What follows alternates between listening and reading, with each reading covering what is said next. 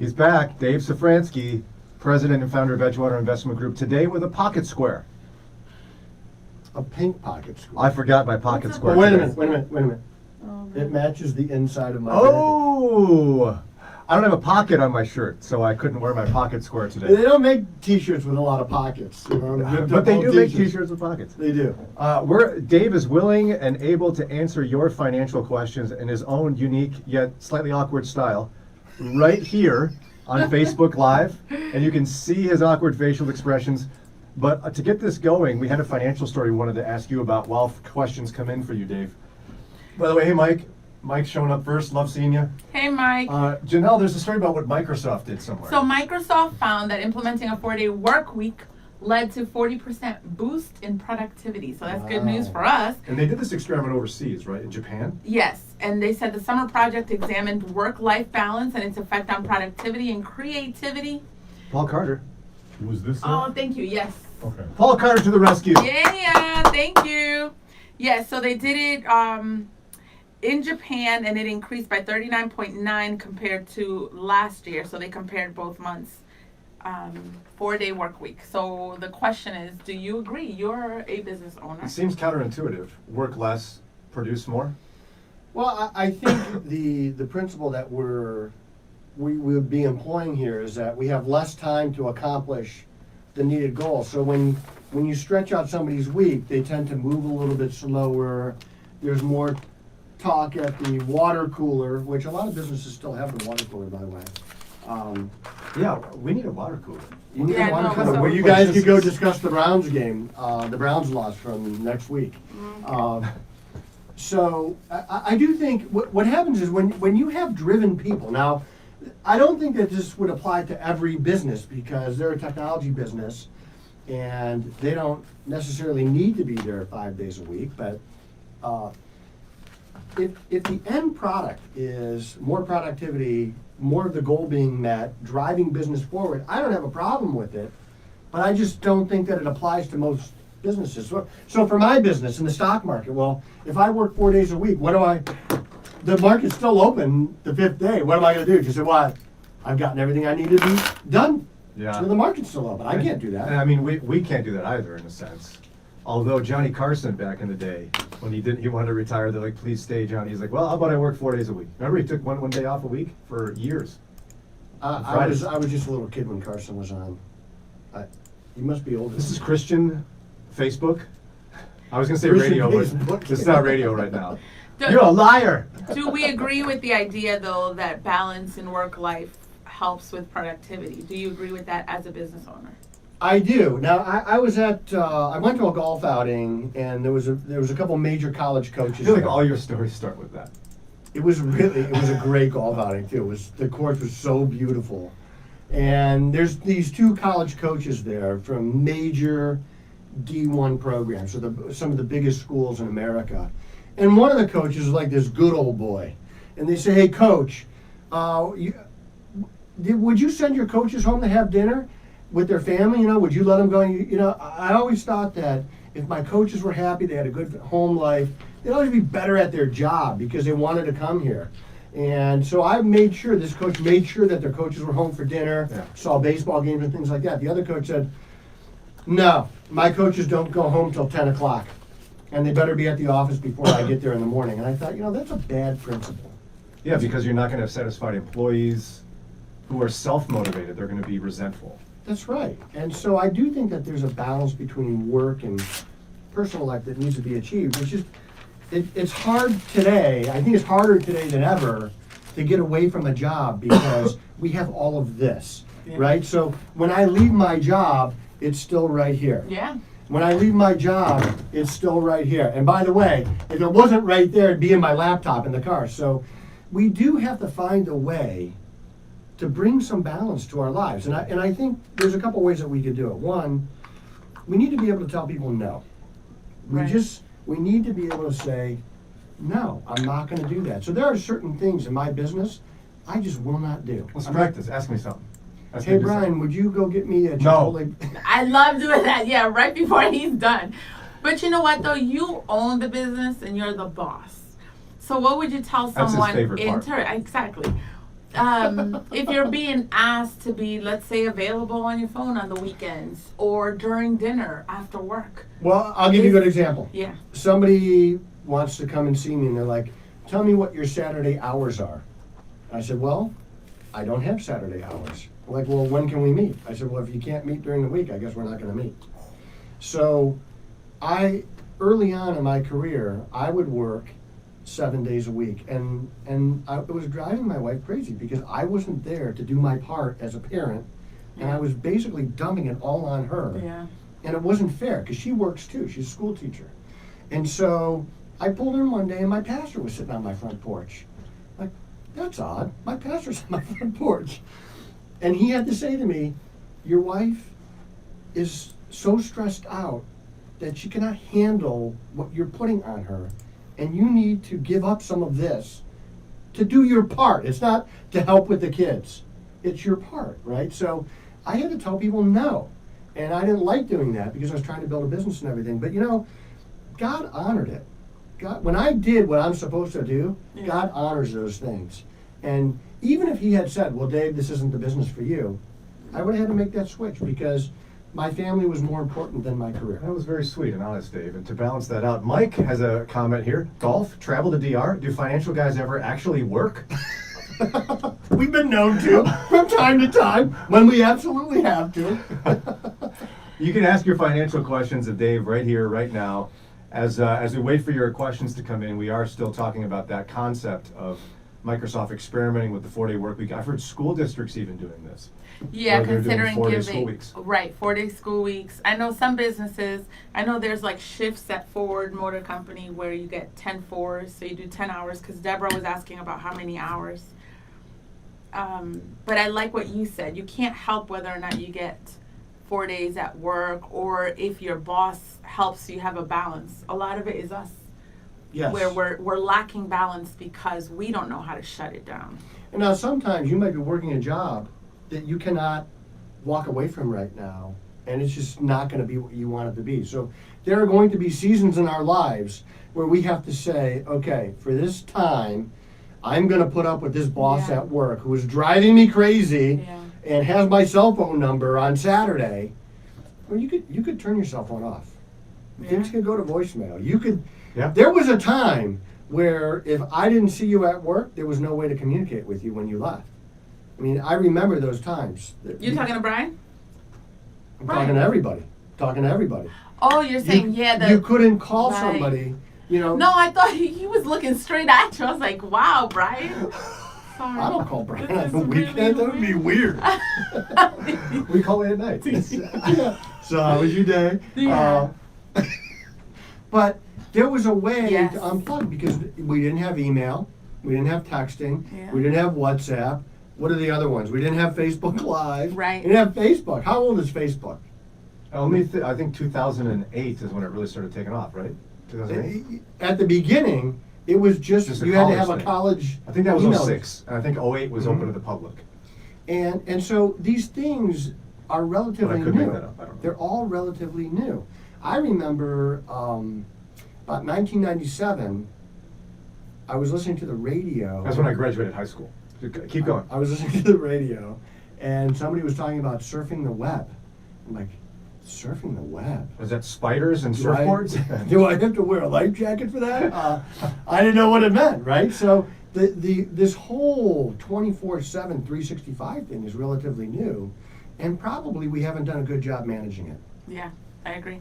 Matt has been wanting to thank you during the show and even now. He says, thank you for your help with my Roth 401k allocations, 21% this year. Is that all? When I saw that, Yeah. I was like, You we a got to talk slacker? to you.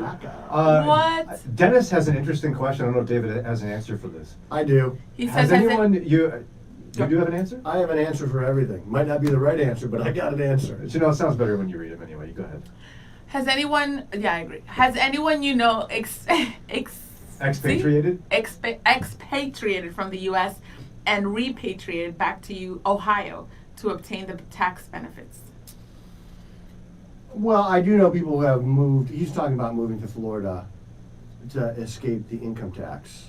Expatriate means you But he renounce your says citizenship. to leave the country. expatriate from the U.S. No, it's. That's a lot of work. By the way, it's actually against the principles of our industry to recommend that people do that. You're not supposed to tell people to do that, and really, it's not a good idea. If I remember when I first started really paying taxes, and I was kind of moaning and groaning about it, and somebody said, you know, paying a lot of taxes isn't the worst problem to have. It can only mean one thing, that you have income. Yeah. Right? And so there's a balance. And we do have to pay for the things that we're getting. Think about the security that we have here, that a lot of countries do not experience. Look at Mexico, what just happened in Mexico. And so there's definitely a cost to what we have. Now we have to kind of, with our vote, determine how much are we going to spend for all this, how much is it worth.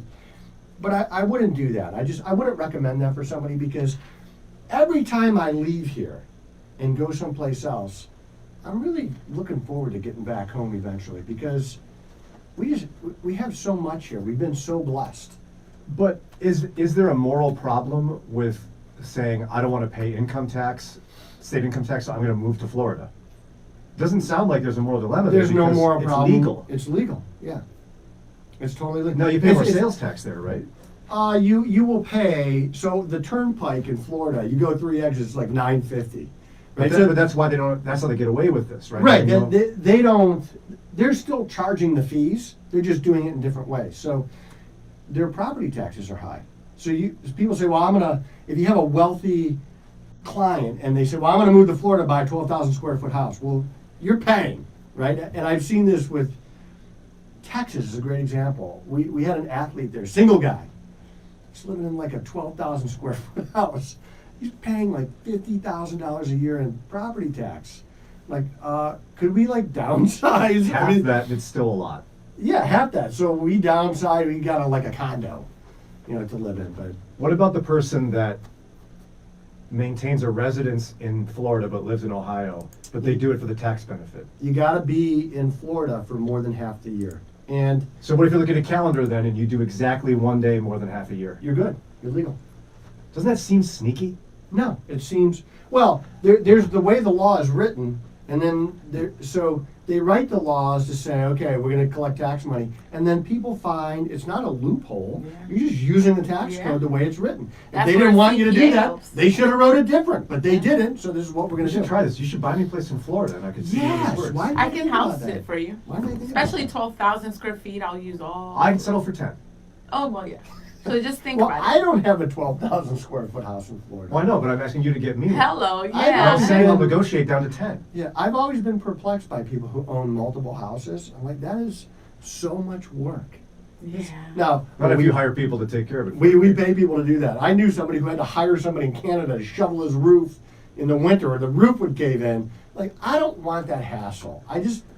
Now someday I might move to Florida and drive He's really warning slow us. and put my blinker on for hours at a time, just because. But it's not that time now. Teresa says, well, let me see.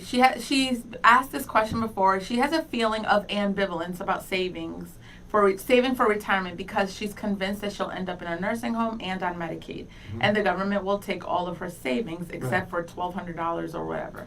Set her straight. That's what she says. First of all, why do you keep asking me this question? I've given you the answer once. Isn't that enough? Just do it! Well, look, if you don't save anything for retirement, you are going to be on Medicaid. And if you end up in it, there are ways to save where you could escape some of that money from a nursing home. But, I mean, why do we know that she's going to be in a nursing home? If this had been 40 years ago, you weren't making it to a nursing home because your retirement party was your funeral. Yeah. So you weren't even going to make it there. But now, by the way, there's a brand new Alzheimer's drug that just came out. It's seaweed based, the first new drug in 17 years. So we continue to have innovation. There continues to be things that are coming to the forefront that are keeping people out of nursing homes, keeping people healthy. We live a lot cleaner now than what we used to.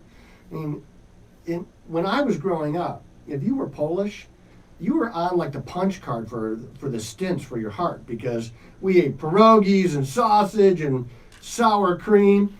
And we don't eat quite the same way anymore, and we're just much more conscious of how to live well.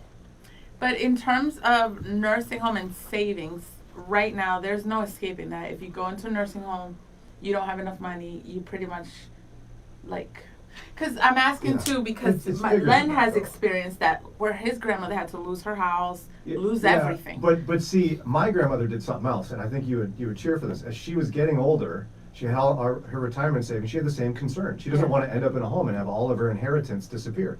So she slowly over time would figure out what's the max the IRS allows you to gift to relatives without a tax penalty. And she would give out to her daughter and her grandchildren that size gifts because that's what she wanted the money for anyway, was an inheritance. Not that she was going to go spend it when she's 90. But you could actually give all of your money away, and so at death, you have an estate tax, and you're allowed to use up that estate tax while you're alive too. So what does that nice. mean? That means you could give away $14,000 right now and have no adverse effect on your final estate tax. Try that. Give me 14 grand. Let's test it. And then, I give her some too. so it's called your estate tax exclusion. You can use your exclusion while you're alive. So she could save all that money up, and then she could meet with what I would call an elder care attorney or an estate planning attorney, and she could start giving that money away. She could put it in trust. Give it to Moody Radio. Now, you got to do it 5 years, 60 months before you claim Medicare. So 5 years. So it's planning. plan Gotta be ahead. planning. So start saving some money. Do not put it all on us to put you in a nursing home. You don't have to do and that. give it to Moody Radio. So how do you handle You just keep blowing past a this. house if you own a house? Because 14,000 at a time for some people. Well, you could put your house in a trust, in an irrevocable trust, Okay. that your kids are the trustees of. Okay. Wow, that's tight. Now, So you can your kids move. better be good kids because they could kick you out, and it's true. So when you do an irrevocable trust, you have to essentially disavow ownership of Yeah. all of your stuff 60 months, except for a small amount. You're allowed to keep some money. So disavow ownership of things 60 months prior to the moment you apply for Medicaid. Now there's things that you don't have to do. You don't have to sell your jewelry. This is why you need to talk to a Medicare planning attorney or an estate planning attorney and get a plan. So you know what assets are actually Yes, up you for have to plan this stuff out. Don't let things happen by accident. Very few good things happen by accident. Mike wants to know whether trusts are protected against nursing home costs. If it's an irrevocable trust, it is. If it's a revocable trust, something that you still have ownership in, then no, it's not protected. So you have to disavow ownership. You can't have an ownership interest in that asset. What a and have it- disavowing with you today. It's come up a few times. It's a great word. I want to Wait. use it more often, to be honest. Disavow. I Disavow all knowledge. Yeah. Wait, so just to understand the trust, if it's irrevocable, you still have ownership. It's just No, you can't change it. You've given the asset away. It's in an irrevocable trust. It cannot be changed. Okay. Look, our boss just showed up. Yes, he did. Straighten up, Dave. Straighten your pocket square. There was another question here. There it is. Thank you. My Much name is also sewn in my jacket in case. I said, you know what? I do this radio over here. show, and I think Brian is going Come to try over and here. steal my jacket. I need my name in this better. You want to jacket. see your name? Your social's not on there, is it? Show him. Look at this. It's just for Wow. Brian. Custom made for David. Hey. A really bad script. Safransky. This is for sure. There's lots of consonants. Look at you. I got the whole alphabet. Do you want to see my names inside mine? You got it tattooed? No, I've got like Inside a your Granville t-shirt? sticker on the back of my shirt, so I know to Does match. Sarah pick out your clothes for you? Sometimes. You know, early on when we were married, I would ask for her help, and I was in radio, so she was barely awake. I'd go, "Honey, does this match?" Because I can't match things very well. She'd go, "Yeah," and then Oh my god. and then sometimes I'd come home and she'd go, "Did you just wear that all day today?" I was like, "I asked you." Oh. She said, "I was asleep." No, I only wore it for half a day. My other clothes are in the trunk. Yeah, I wore this all day, and it's your fault. Oh my gosh. Mike says that's so if it ever gets stolen, the thief knows who they got it from. It's Yeah. to protect me from Brian. Exactly. Brian He's real is often sneaky. admiring my clothes. I'll be like, "Yeah, make yourself comfortable. Take off that sport coat. Just set it down right over here, Dave. It's fine. Oh, my put it over. In goodness. fact, put it on my chair. That's fine." No, So thank you. Reen says tax evasion is illegal, but tax avoidance is not. You agree, right? This That's is a great totally overtime. correct. Yeah. Totally correct. If it's legal, there's nothing wrong with taking advantage. That's not even the right word, of using the law to its fullest extent of its That's intent. right. So tax evasion means I owe this tax, I'm not paying it. I'm gonna lie, cheat, and steal to get out of it. Tax avoidance means, oh, I owe this tax, but if I contribute to my 401k, it's gonna bring down my taxable income, I'll owe less tax. That's tax avoidance. One will put you in jail, one will make you wealthier. You choose. Let me think about that. You wouldn't make it in. Dennis in the says, trunk. that's a great overtime today. Praise the Lord. You're welcome. Oh, it's Yeah. probably for Dave. Okay. It's all Brian. Yeah. I was gonna What are say your that. thoughts on long-term care insurance? Is it worth it? I know it's super expensive. It can be pricey. Is that different than disability insurance? That is, It's right? very different. Long-term care insurance is really based on paying the bill in a nursing home. And what I would tell you to focus on is focus on at-home care in a policy. And typically what they do now, the industry has changed dramatically because companies were going bankrupt because people go to a nursing home and they might spend 5 years there, right? And in that 5 years, this company is paying the bill. It was a lot. When I first started in business, you could buy a lifetime benefit. And it was just a little bit more expensive than a 5-year benefit. And I would tell people, just take a lifetime benefit. What if you spend 10 years there? Well, people aren't spending 10 years in nursing homes. So what I want to do is I want to focus on home health care. So you buy a policy, and if you can't do a certain amount of activities of daily living, cooking, cleaning, dressing, bathing, things like that, then the policy will kick in, and it'll pay for some things. And you always want to recover at home, assuming that home is safe. Yeah. So let's say that you had 2 knees replaced, and you live on a 3rd-story walk-up. You're probably not going to recover at home. You're going to go to a facility for a little while. But home is better because when you go to the hospital or you go to a care facility, there's all kinds of diseases there. There's sick hospitals where Yeah. people get a common disease. So you just recover better at home in your own surroundings, and that's what I want to focus on because there are companies that will show up and they will cook and clean for you. They will, and let's say that Len's a pretty big guy. Yeah. Well, What if you had to drag him in and out of the bathtub? I would call my 4 boys, be like, grab a leg, grab it on. Do you and then They give me wanna some do that? Chipotle while you're at it. I know. Where's my burrito? Help your father. Who ate my Yeah, burrito? that would be difficult. And we talk a lot about the health impacts on a caretaker. Mhm. So Dramatic. yeah. Dramatic. So you guys have been married this whole time, and now you have to bathe your husband. Well, that is really tough. Emotionally, Yeah. very difficult, and physically, it's difficult. So I like the idea of long-term care. I hate the price. It is. I hate oh, the it price. is. Ugh. So I want to make sure that I have and the more you focus on home health care, the cheaper your policy is. Oh, that's good. Yeah. And so, is there an age where you're like, it's just too expensive past this point? She's asking about 41 because she's.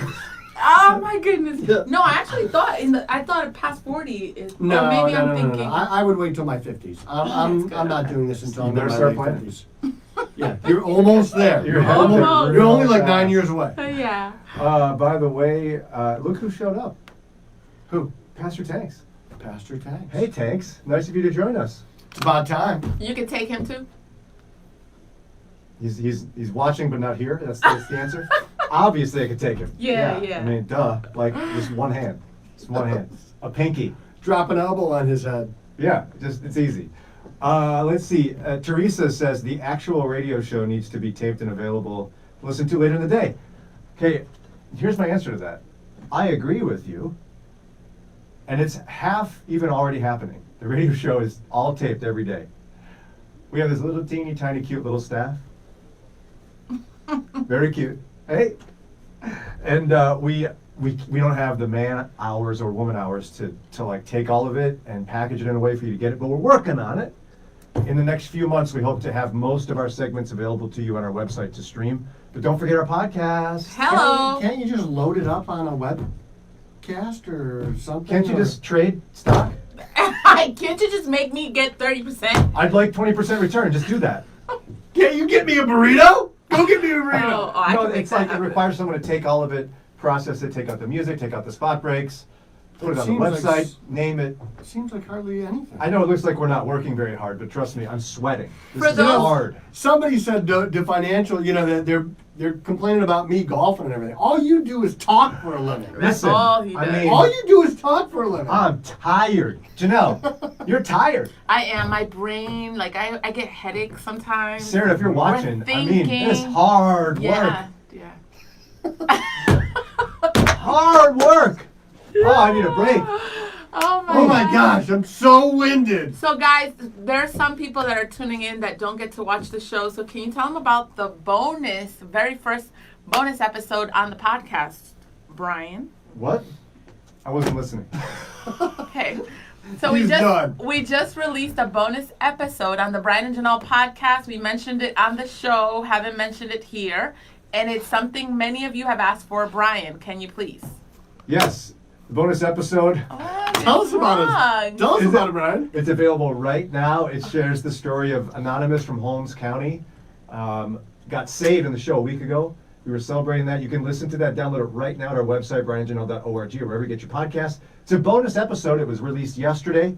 If you were a subscriber to the podcast, you would have already known this and gotten it Yeah. automatically.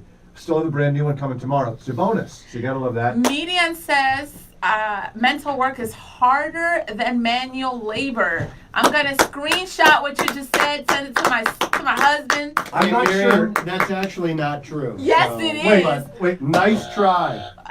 Nice try. I'm not sure anything more accurate has ever been said on Brian Janelle. Ever. That's Ever. right. Median gets the prize. And the I prize think is being right, by the way. Yeah. There's no actual prize. Dennis says, Not wow. right the station. I'm Dennis talking says, about my wow, prize. streaming the whole show to hear later would be awesome. Yeah. We got a whole bunch of stuff up our sleeves for that. I mean, not literally, because, I'm so ripped you can't fit much in these sleeves. but we got a lot up our sleeves to get all that done. Marion, you've never been more right. You're amazing. I'm exhausted. I mean, Her husband is so lucky. He probably tells her all the time, Hold on. honey, you were right You're- again. are you You all right? were right again. just give me a minute. You've been working for 3 hours. That's right. I'm a little overwhelmed here. Good morning, Teresa, Marion, Wendy, Vicky. Good morning, Deborah, Mark, Joe, Julie, Sagaris. Haven't seen you in a while. Dennis, thank you. Many of you tuning in. Good morning. And remember, tomorrow, Follow-Up Friday. I Yeah. already feel like it's going to be an amazing one because I have a lot to say. I'm pretty sure Follow-Up Friday, someone's going to bring up our conversation about Bathsheba Yes. and David. Mm. Just a little prediction here. Guys, yes. I think so. If you're wondering what we're talking about, because we talked about it very early in the show, go underneath this live video and look at the article Kelly shared this morning on what people are debating about King David. It was a very spicy conversation, lots of calls and texts that did not go through, so we'll continue it tomorrow. And like actual spicy, not like Dave's spicy, where it's No, like, did you put pepper on this? no, it was like Um, spicy. I don't know if I can handle this. I actually wish Dave Safransky was here for Follow-Up Friday. I don't think the Polish Tomorrow. do spicy, do they? I go to this Thai restaurant. Well, hold on though. You got to answer that question. I what are do you, a spicy. politician? But generally speaking, Polish diet is not with hot sauce. It's not going to be with hot sauce. No. we when I did the show from Italy one time, right? And we were standing in line for something, and my wife is with me, of course. And I said, "Hey, Levon, pick out the 3 Polish women." And these 3 women walking by, and they were the whitest people in Europe at that time, and they had babushkas on and these big black shoes that they looked like they took them from the Frankenstein Museum or something. I'm like, pick out the Polish women. She's like, ah. I actually can't resist saying this one. We went to Disney years ago. We're at Epcot. You know, they have the tour of the world or whatever. Yes. The longest line for the food was in like, what do they call it? It's like Great Britain town or whatever. Really? A whole bunch of British people lined up for fish and chips. I wanted to be like, excuse me, can't you get that at home? You're in America here. Yeah. Like, you Eat a hot dog. Get a hot. What are you doing with your fish and chips? Well, I that- wanted some and I couldn't get it because all the British people were in line. Yeah, the British people are used to the worst food in the world. In the world. It would be like grinding up crayons and mud and saying, "Can you put this over some bread? Can you heat that up and put it on?" It is just the worst. Remember, they're his opinions, not Yeah. necessarily Moody Radio's. Yeah, they need some That spices is my or something. favorite thing that you do all week. Is it? Yes. It's hard to actually figure out which is your favorite. I know, 'Cause but it's like- that was probably the winner. It's right? like in a circus, you trying to like keep the lion under control, and Let's not get carried you're away. working It's like hard. it's trying to control the kitten. Let's not go lion here. Let's not get That's carried he's away. right. It's the line. The Oh, beast. God. The beast. Yeah. Bring out the beast. So they bring me out That's right. That's when right. I'm flexing. Oh my goodness. Uh-huh. I wanna rip my shirt. Tanks is laughing right now.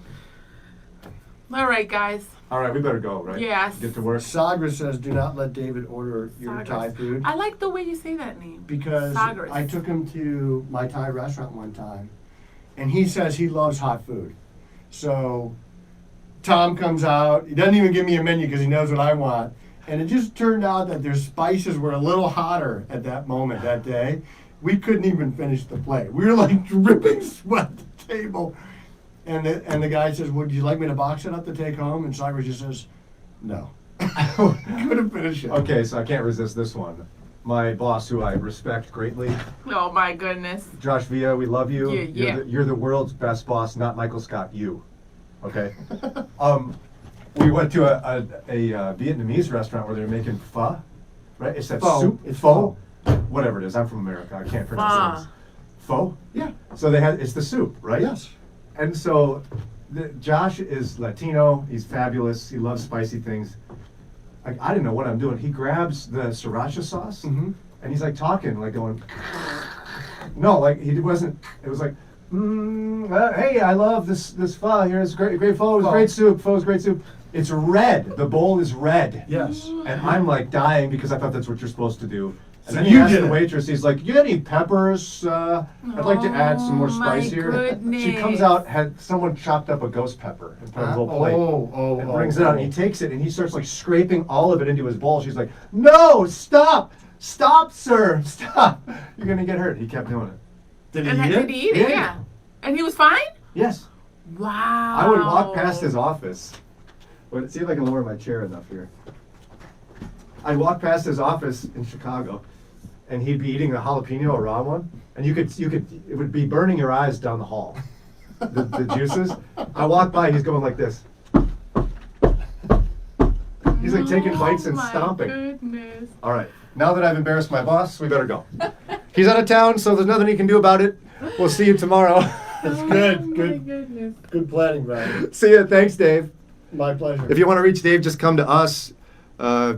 BrianandJanelle.org, President and founder of Edgewater Investment Group. This mug, again, brought to you by Teamology Apparel. Thank you, Teamology Apparel, for this fabulous mug with my mug on it. We're out.